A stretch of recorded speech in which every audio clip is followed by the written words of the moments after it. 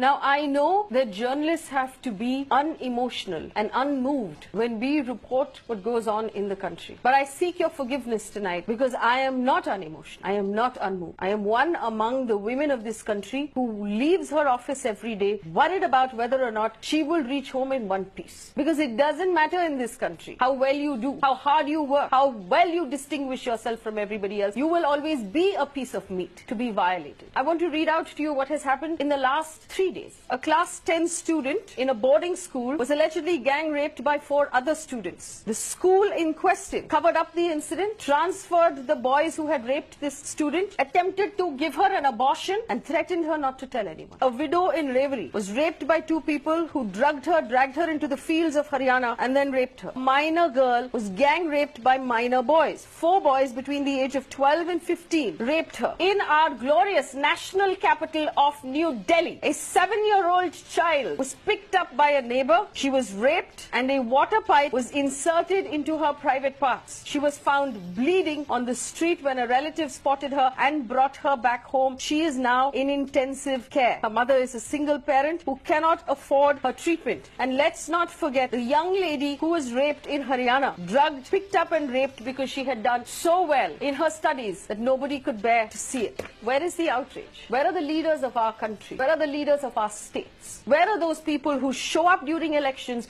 to ask us for votes? We are one half of this country. We are one half of the votes. We are citizens. We are not as important, obviously, right now as all of the other things that the government is focused on. When was the last time someone in government came out and talked about the problems we're facing, acknowledged that they are failing us, talked about how they're going to change anything? Look at the data. The Nirbhaya fund is not being used. The fast-track courts are not being improved. We are not actually getting cops who will help us out. The cops are actually chasing after VIPs instead of providing us with basic security. We are not important. And this is not a question of politics. I don't care which party you are from. If you are in charge, you better be doing your job. And if we are having to report these many rapes in one day, then you are not doing your job. I refuse to walk away from this with the answer that India is a sick country full of sick people who are constantly raping. India is a country where law and order has collapsed and you have abandoned the citizens of this country. This is not a woman's issue. This is not an issue about women. Every man watching today has a woman he loves,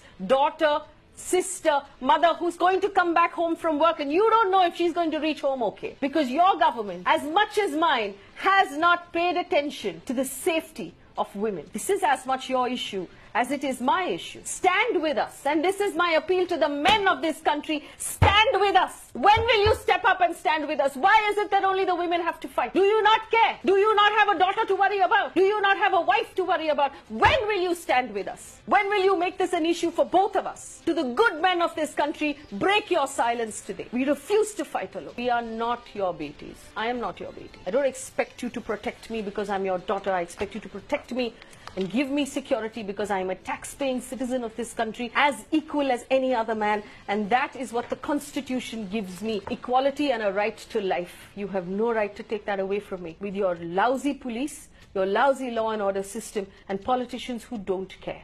We will take back this country because it is ours.